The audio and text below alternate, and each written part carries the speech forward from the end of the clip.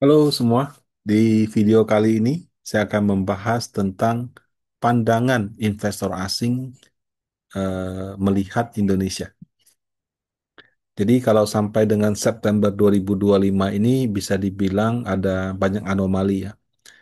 IHSG-nya all time high, sempat cetak di 8169, tapi nilai tukar rupiahnya juga all time high dalam arti negatif karena mendekati 16,8. Kalau makin tinggi kan berarti biasanya rupiah dipandangnya kurang bagus. Pada saat yang sama, asing masih jual saham dan jual obligasi. Kok bisa IHSG-nya all time high, tapi sahamnya sama obligasinya dijual? Jadi sebetulnya bagaimana sih mereka melihat Indonesia? Eh, Kalau kita lihat dari net buy, net sell, saya ambil data dari RTI. Jadi cara bacanya ya. Jadi eh, net foreign sell 6 bulan terakhir per tanggal 25, karena materi ini saya buat tanggal 25. BCA itu dijual 21,5 T. Mandiri dijual 13 T, Adaro dijual 3,9, BNI dijual 3,2 T. Ya, kalau kita lihat tidak semua saham yang asing jual itu turun. Contoh kayak BNI, asingnya jual tapi masih plus. SSIA, asingnya jual 1 T, malah plus 100%. Tapi memang ada juga yang turun gini, kayak PNLF dijual turun 21%, Bank BCA dijual turun 7%, Bank Mandiri dijual turun 4,5%, Adaro dijual turun 16%. Kemudian yang dibeli asing ada Antam 5,7 T, ada Telkom 4,1, ada BRI 3,8. Ya nggak usah susah-susah lah, kita lihat top 3-nya aja. BCA jual 21 T, nomor satunya sudah jual 21. Buy-nya dijumlahkan cuma nggak nyampe 15. Otomatis kalau year to date sudah pasti terjadi net sell seperti itu. Nah, kalau angkanya sih 6 bulan terakhir asing net sell sekitar 24,8 triliun. Eh, Meskipun 2025 ini eranya saham Konglo ya, kebanyakan ya, atau investor asing mayoritas masih menggunakan fundamental. Sehingga kalau menggunakan basis fundamental, portfolionya itu mungkin hampir setengahnya ada di 4 bank besar. Dan kenyataannya dari 4 bank ini hanya BRI yang dia net buy. Kalau dugaan saya sih karena valuasi ya, karena jatuhnya udah cukup dalam. Meski demikian masih turun lagi gitu. Nah, kemudian BCA, Bank Mandiri, dan BNI masih terjadi net sell dalam jumlah yang jauh lebih besar. Kenapa bisa terjadi ini? Menurut saya ada tiga poin. 2025 ini adalah AI. Kalau 2024 itu teknologi, eh, data center, chip, segala macam. 2025 ini AI. Ya. AI itu kenapa? Karena eh, sekarang orang kan lihat 2024 perusahaan teknologi itu invest uang besar-besaran bangun eh, semua yang berkaitan sama AI. Keluarlah produk namanya ChatGPT, Gemini, kemudian ada Sora, Sora itu ChatGPT yang untuk bikin gambar, ada Grok dari X dan sebagainya. Nah, em, pelan-pelan kan itu akan jadi produk. Setelah jadi produk kan sekarang ada klaim, oh ya, eh, nanti ada pekerjaan yang digantikan sehingga perusahaan bisa penghematan. Nah, penggunaan AI itu diperkirakan akan menyebabkan eh, shifting di industries sehingga ada industri yang mungkin spendingnya itu dialihkan ke AI sehingga AI ini actually bisa making money seperti itu. Nah, dalam kondisi seperti itu walaupun orang belum tahu ya, tapi pertaruhannya sudah ke situ. Sehingga uang daripada investor asing tetap stay di Amerika yang karena kalau AI mereka yang paling maju di situ. Di Indonesia sayangnya AI-nya belum terlalu kuat gitu. Kripto ya 2025 juga tahun yang bagus untuk kripto. Saham di Indonesia yang terkait kripto itu juga cuma baru satu, itu pun baru IPO. Nah, jadi hal ini menjadikan tidak ada story untuk mereka masuk ke Indonesia. Sebetulnya sih sebelum ada terobosan di AI ya, waktu itu sudah sempat ada story nih. Oh ya, negara maju udah naik banyak, saatnya masuk ke negara berkembang. Tapi kelihatannya cerita AI lebih menarik, sehingga negara berkembang nggak dapat angin gitu. Nah, kemudian yang kedua, eh, ini sih pendapat pribadi ya. Terus terang waktu ada Danantara dibentuk, orang bingung ini apa. Tapi it's okay, yaitu hak pemerintah kan yang menang. Yang jelas dibentuknya Danantara itu mengurangi porsi dividen yang masuk ke negara langsung. Karena dulu kayak Telkom, Pertamina, Mandiri, BRI bayar dividen langsung ke negara, ini bayar di Danantara. Nanti baru Danantara uangnya dia mau pakai untuk apa gitu. Nah, tentunya hal ini akan membuat APBN pendapatannya berkurang. Nah, itu eh, yang sesuatu yang saya lihat dalam perencanaan APBN miss di bagian ini. Tapi yang membuat investor asing mungkin benar-benar kurang nyaman itu adalah ketika dilakukan realokasi anggaran.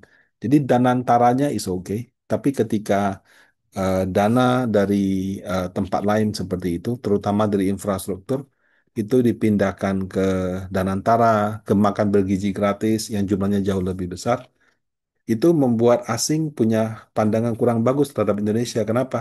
Karena Indonesia ini dipersepsikan sebagai negara berkembang. Negara berkembang itu harus bangun infrastruktur. Contohnya paling gampang China gitu.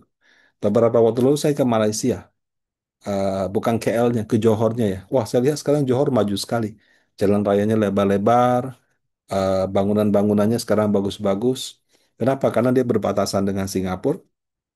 Jadi orang Malaysianya dia bikin senyaman mungkin sehingga banyak orang Singapura yang PP antara Singapura sama Johor. Nah, otomatis pembangunannya berjalan bagus gitu. Bahkan kemarin saya lihat ada MRT yang sedang dia bangun sehingga nanti dari Johor ke Singapura yang tadinya orang mungkin naik motor, naik mobil, naik bus, jadi dia bisa pulang pergi PP naik MRT yang artinya jauh lebih hemat, mobilitasnya jauh lebih baik. Itu semua bangun infrastruktur gitu. Nah, sayangnya di kita anggaran infrastrukturnya malah dikurangin. Nah, itu mungkin yang membuat view asing terhadap Indonesia jadi kurang bagus. Kemudian orang investasi saham kan lihat fundamental.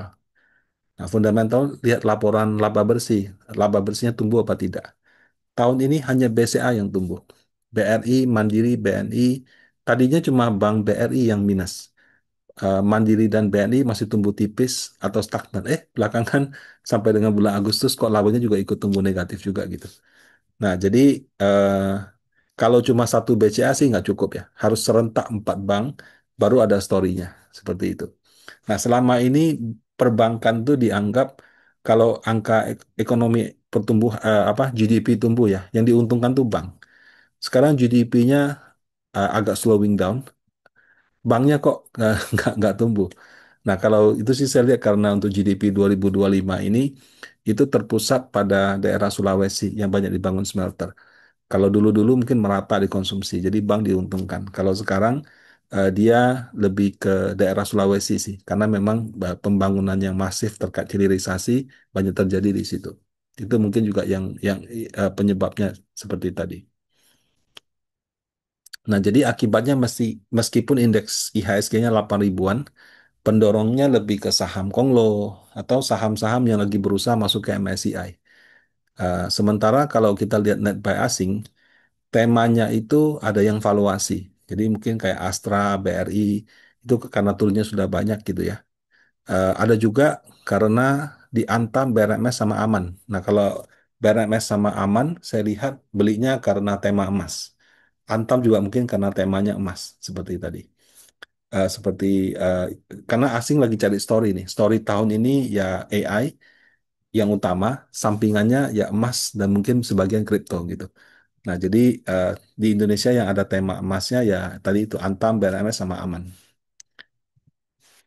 Nah, apakah dengan masuk ke dalam MSCI seperti Cuan sama DSSA itu menjamin asing akan beli dalam jumlah besar? Ternyata nggak juga ya.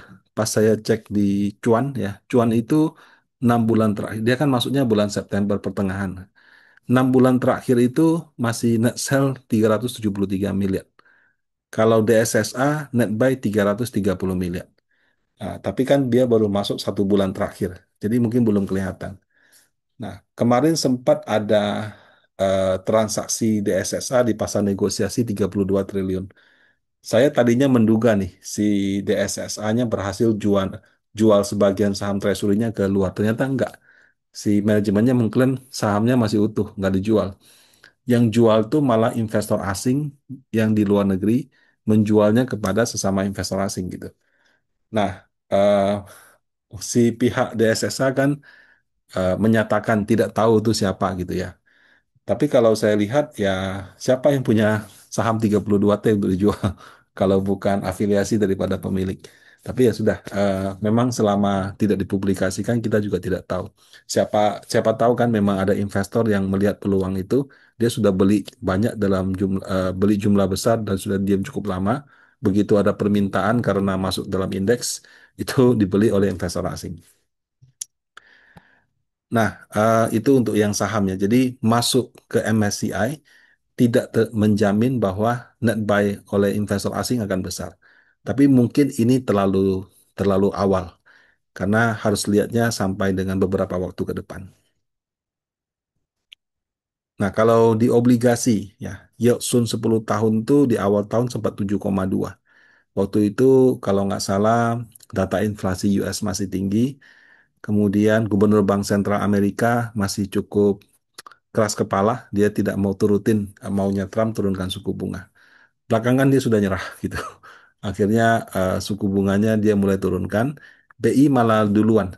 US belum turunkan, kita sudah turunkan. Sehingga yield 10 tahun yang tadinya 7,2%, sekarang 6,2, 6,3. Nah, kalau cara bacanya Bapak Ibu, kalau obligasi yieldnya kalau naik, artinya orang kalau mau beli obligasi, dia minta imbal hasil yang tinggi. Kupon kan sudah fix. Kupon obligasi misalnya dia bilang 6,5% sudah fix. Gimana caranya dapat 7%? Ya udah, berarti harganya masih 95 misalnya. Jadi dia dapat untung dari kupon 6,5, dari selisih harganya di, dihitung lagi, dapatlah totalnya 7% misalnya. Nah, sebaliknya kalau orang mau terima yieldnya 6,2%, sementara kuponnya 6,5%, berarti harganya di atas 100, 105. Karena dia untung 6,5 dari kupon, rugi 5% dari harga, kira-kira setara 6,2%. Nah, jadi makin rendah yield, harga makin tinggi. Sebaliknya kalau misalnya yieldnya makin tinggi, berarti harga obligasi makin rendah. Nah, kalau menurut berita kontan di 25 September 2025, sejak reshuffle itu asing sudah jual surat berharga negara atau surat utang negara itu 22 triliun. Dan karena penjualan itu, salah satu penyebab rupiah kita juga melemah mendekati 16,8. Mengapa bisa terjadi? Nah, kalau menurut dugaan saya ya, pertama, karena yield yang turun ini, harga obligasi sudah naik tinggi. Obligasi yang 10 tahun itu mungkin naiknya sudah 5-8%. Cuma dari harganya doang, belum kuponnya ya.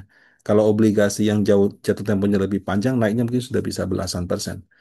Dalam situasi seperti ini, berarti kan ada kenaikan harga. Sehingga sangat wajar orang melakukan profit taking. Profit taking ketika harga naik itu nggak cuma terbatas pada saham, obligasi juga ada. Jadi ini fenomena profit taking. Terus yang kedua, nah ini dari sisi persepsi nih. BI mungkin dianggap terburu-buru gitu. US belum turun, kita sudah turun. US turun sekali, kita turunnya 3 kali. Jadi rupiah kita karena turunnya lebih agresif, otomatis jatuhnya lebih lemah. Eh, di tengah-tengah situasi seperti itu kan BI bilang, oh saya yakin kok Amerika akan turunkan suku bunga, akan agresif lagi. Karena Donald Trump paksa segala macam gitu kan. Tapi di internal daripada Bank Sentral US, karena data inflasi yang naik, beberapa mengatakan, oh jangan jangan terlalu cepat mengambil kesimpulan. Kita baru turunkan suku bunga 1 kali, inflasi sudah naik. Kalau kita turunkan lagi, emang jaminan inflasinya nggak bakal naik lebih tinggi. Orang kan ambil kesempatan. Jadi jangan buru-buru turunkan suku bunga. Nah, ada yang bersuara seperti itu. Ada juga yang enggak lah kita turunkan lah, karena kalau kita suku bunga tinggi, ekonominya susah tumbuh gitu. Nah, karena tidak sepakat seperti itu, menyebabkan spekulasi. Jangan-jangan penurunan suku bunganya tidak seperti harapan orang. Eh, Bisa kekhawatiran terjadi, bisa juga tidak, tapi menimbulkan gejolak harga. Jadi kadang-kadang walaupun sudah naik banyak, kita lihat harga obligasi masih bisa koreksi. Nah, gara-garanya itu. Nah, sama yang ketiga, itu adalah ketakutan yang berlebihan akan kebijakan Menteri Keuangan baru. Dia kan sudah stated, Pak Purbaya, saya akan pro-grow. Kritik-kritik dia bilang, oh ya nanti saya akan buktikan dengan pertumbuhan ekonomi 5,5% di Q4 gitu. Kemudian penyaluran anggaran yang kalau nyangkut-nyangkut saya mau potong aja, saya alihkan ke tempat lain. Langsung transfer 200T, suruh bank salurkan pinjaman gitu. Nah, itu semua bagus dan menurut kami yang dibutuhkan saat ini seperti itu. Karena kalau dulu waktu pandemi, anggaran kan berat ya. Kita butuh penjaga gawang yang tangguh. Ibu Sri cocok untuk itu. Nah, sekarang pandemi sudah lewat. Semua negara compete satu sama lain untuk menghindari efek perang dagang dengan Trump. At some point dia mencoba untuk tumbuh. Jadi kita nggak cuma internal kita sendiri, kita juga compete sama Vietnam, kita juga compete sama Thailand, compete sama Malaysia, compete sama Singapura. Semua negara mau investor asing ke sana, kita juga begitu. Jadi semua negara berusaha membuat lebih baik. Kalau kita mainnya defense, agak susah. Nah, butuh Menteri Keuangan yang main offense. Jadi ini oke. Tapi mungkin oleh sebagian investor dilihat kalau kamu main offense, kalau main defense kan jaga nggak kebobolan. Nggak kebobolan tuh anggarannya aman, rupiahnya juga stabil. Kalau kamu main defense, berarti kamu anggarannya bisa aja kebobolan. Kebobolan itu dalam arti defisitnya bisa lebih lebar. Kalau defisit lebih lebar, itu akan menyebabkan harga obligasi kena, nilai tukar juga kena. Nah, terkait dengan akan kebobolan apa tidak, kita mesti membandingkan APBN 2025 dengan APBN 2026. Ya. Nah, ini saya berterima kasih sekali. Ada yang mengkoreksi saya dan memang benar koreksinya. Jadi 2025 sampai dengan Agustus ini seperti ini. Nah, 2025 punya APBN itu pasti miss. Kenapa? Karena dulu ada dulu kan nggak ada Danantara. Jadi dividen-dividen daripada BUMN mungkin 80 sampai 100 T store langsung ke negara. Tapi ternyata Danantaranya hilang gitu. Sehingga eh, dividen yang tadinya masuk ke negara jadi nggak masuk. Otomatis pendapatannya akan berkurang. Ya, pendapatan bukan pajak seperti itu. Kalau angkanya sih sekitar 80 T. Kalau ini kan selisihnya bukan 80, mungkin karena dia memperhitungkan yang lain. Nah, kemudian PPN. PPN kan dari awal tahun sudah planning mau naik dari 11 jadi 12%. Tapi ternyata dibatalkan. Jadi pendapatan pajak yang tadinya orang prediksi akan naik juga meleset. Siapapun yang jadi Menteri Keuangan di 2025 ini pasti stres. Karena pendapatan yang dia targetkan meleset. Melesetnya juga karena kebijakan pemerintah sendiri ya. Bukan karena ekonomi slowdown atau apa. PPN-nya nggak jadi naik. Dividennya juga apa? Dividennya juga nggak lagi masuk ke negara, tapi ke Danantara. Jadi pendapatannya miss. Ya, dari 3.000 T jadi 2864. Nah, at the same time, eh, anggaran di realokasi. Pak Prabowo mau MBG-nya maju, Koperasi Merah Putihnya maju. Jadi ditambah lagi pengeluaran. Jadi eh, pendapatannya turun, pengeluaran naik. Alhasil defisit daripada APBN yang tadinya 616 T menjadi 662 T atau setara 2,78% dari APBN. Nah, naik dari 2,5%. Itu 2025 outlook. Nah, 2026 waktu rancangannya disusun, orang lihat lagi nih, gimana nih Pak Purbaya dia susunnya. Karena 2025 kan bukan dia yang susun, 2026 dia yang susun gitu. Defisitnya 638, berarti kan lebih rendah daripada 662. Oh, ini berarti nggak sekoboy yang orang duga nih, karena kalau koboy itu mungkin dia bisa 662 gitu, atau lebih tinggi. Nah, tapi ini ternyata eh, pas di DPR-nya direvisi yang tadi dari 662 jadi 689. Jadi naik dibandingkan 2025. Cuma secara persentase dia turun. Jadi 689 ini setara 2,68% dari PDB. Sementara kalau apa angka 2025 rupiahnya memang lebih rendah ya 662 dia 689. Tapi 689 itu setara 2,68%, ini 2,78. Jadi meskipun nilai rupiahnya defisitnya lebih besar, persentase terhadap PDB-nya lebih kecil. Investor asing pun lihatnya persentase terhadap PDB. Kita nggak lihat angka rupiahnya. Karena kan kalau ekonomi tumbuh kan hutang pasti bertambah. Yang kita lihat tuh berapa persen hutang daripada PDB. Nah, eh, Jadi kalau dibilang dia koboi akan tembus 3%, enggak juga. Bahkan beliau sendiri juga menyatakan, ya saya tahu kok, saya ngerti kok, defisit nggak lebih dari 3%. Nah, itu seperti itu. Jadi kalau dibilang Pak Purbaya itu pro growth, paling tidak dari rencananya atau yang disetujuinya itu tidak kelihatan orang yang gegabah akan spending gila-gilaan. Nah, ini tadi sudah saya jelaskan.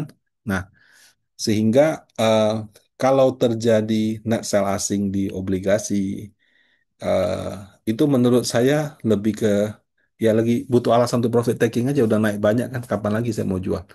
Kebetulan ada alasan ya saya jual gitu. Tapi karena alasan cuma sekedar profit taking, ketika sudah mereka lakukan, ada potensi harga naik dikit, mereka pasti akan balik lagi. Jadi kalau untuk saham sama obligasi beda. Kalau saham mereka underweight, nggak tahu kapan balik lagi. Tapi kalau untuk obligasi, menurut saya ini cuma profit taking sementara.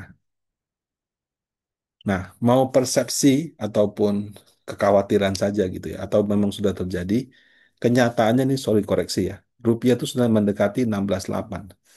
Bisa nggak sih kayak bulan April lalu 16,8 turun lagi ke 16,2, 16,3 gitu.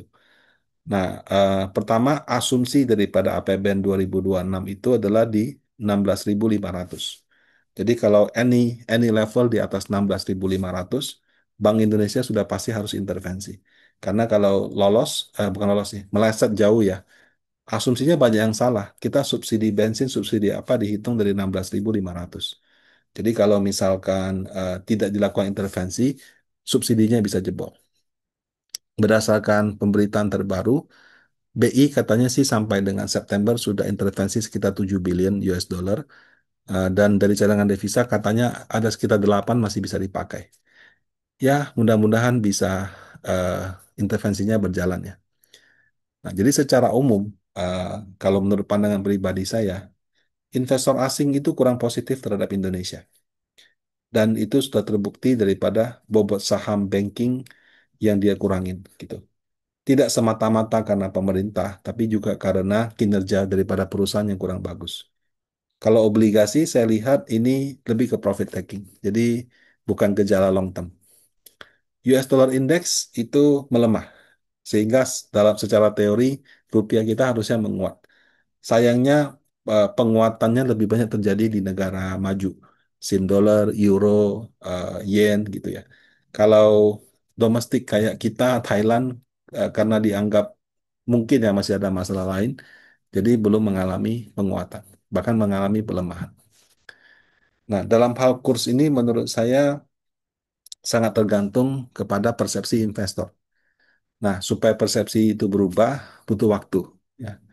Butuh intervensi BI. Intervensi kan juga orang nggak membabi buta, habisin semua sehari. Pelan-pelan, pelan-pelan, pelan-pelan. Kadang-kadang lihat timing juga. Kadang-kadang kalau orang lagi panik yang nggak usah dilawan, lawannya pas orang sudah tenang gitu. Nah, kemudian pemerintah dan company bisa membuktikan bahwa oke penurunan laba setidaknya sudah stop dan di Q4 bisa bangkit lagi gitu.